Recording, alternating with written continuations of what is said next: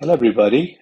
Today, I want to talk to you about how to prepare yourself right before an interview.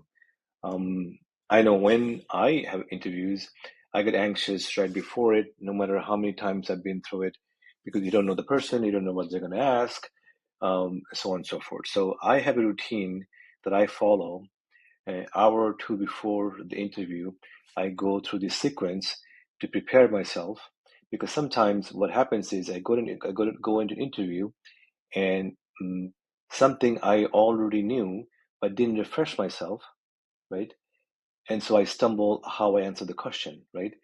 So if I had just looked into it, or even for like 10 seconds, uh, I would I would have answered the question in a much better way, a much confident way. So here's what I do. Hopefully it helps you, but this is what I do. If you like my content, please subscribe to my channel. That helps me out. Okay, so what do I do? I have this 10 things I do in sequence on before the interview. Now, sometimes if I start too late, I don't get to finish all of them, but um, and that's why I've prioritized them in how important they are, right? Okay, so first thing you have to always do is you have to know your elevator speech. If you don't know what that is, basically it's like 30-second, 1 minute maximum. If somebody say, "Hey, tell me about yourself," or "Why should we hire you?" or "What's your best point?" or whatever, you have to be able to say top 3 or 4 things about yourself, right? Without even thinking. You should have this in your head all the time. If you walk into an elevator and the CEO of a company is next to you and he asks you this question, you should be able to say that. If you are walking the hallway and somebody asks you that, you should be able to do that. This is called the elevator speech. It's literally 30 seconds, maybe top 3 or 4 things that you should always know, right? So practice that, like just refresh that, make sure that you know it's in your head because you're going to answer 10 different questions from this one thing. Okay, especially in the beginning of an interview, they ask you something to the effect of this question. Tell me about you, or this or that, or whatever. Right? So, uh, if you struggle to answer that question, it starts the interview in the wrong foot, right? So that's number one. Number two, every every job salary range is different. If you're applying to 100 different jobs, you should write down what the range was, or if there was no range, or what you would be asking for in salary, right? You don't want to struggle with that. Um, I've made a mistake in the past where I asked for a salary that's lower than the lowest of the range, which is silly, right? So you have to know going in, if they ask you, "Hey, what is your salary expectations for this particular role?" You should be able to know that because sometimes you apply for a role even though it's not ideal compensation, but you're applying because you're covering your bases. So then your number would be low.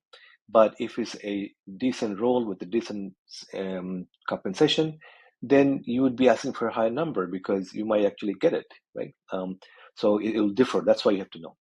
Okay, now to prepare yourself, and this is why I start maybe hour and a half before, not an hour before, because sometimes it takes some time, right? You have to know what the company is all about. What is it that they do, right? And what products they have. Like what is their main thing? Nowadays, you can go to LinkedIn and you see it in a second, or they have a video, but you have to know what they do. Now, you should research your interviewer, right?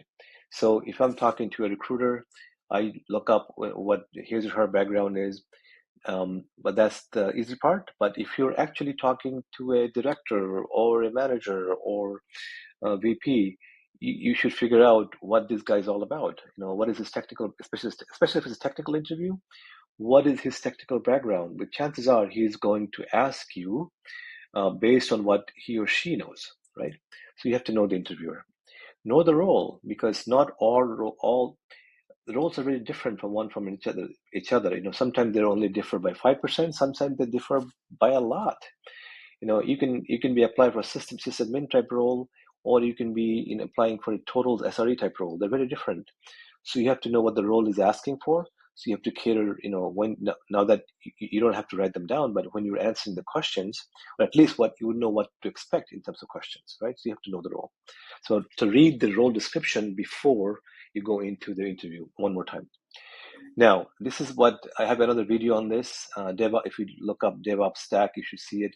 I have a stack that has 14 layers of DevOps. You don't have to know them all, but you have to review them right before the interview, because a lot of the questions that they ask you, your answers will come from that. For example, a common question is, hey, you're deploying a new service or a new product. What things you're going to look for? What things you're going to make sure they exist before you go live, right?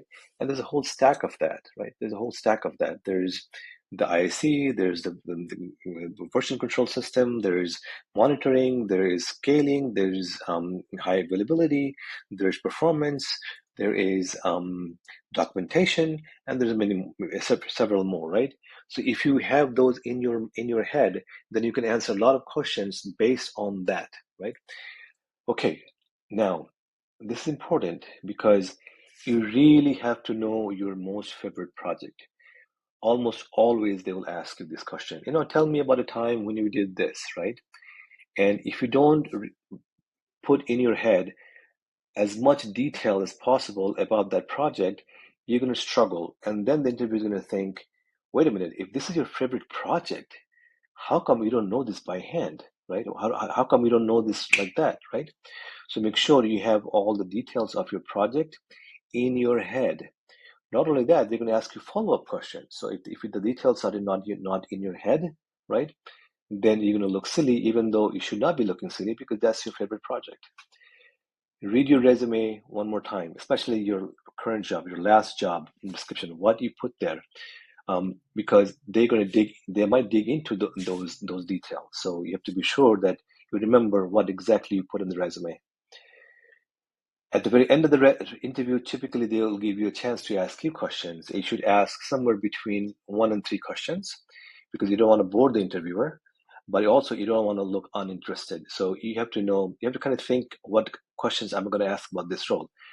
A lot of times those questions come up in your head as you go into the interview, so it's easy, but sometimes you don't. Sometimes they've already answered all your questions. Even so, you should at least ask one question, and you should know what that is. A common one that you can keep in your head is this a new role? Are you expanding? Why are you hiring? Or what is the interview process looks like? Or what does your tech stack look like? So these are common questions that you can just have in your head, and that's it, right? Now, what I typically do, the last 10 minutes before the interview, I try to just not prepare anymore. I relax. You do what you is best, what works for you best. For me, I literally go on YouTube and watch like whatever YouTube content I enjoy. It could be, I don't know, something techie, something politics, something funny, whatever I enjoy. YouTube is really good at presenting you with what you like.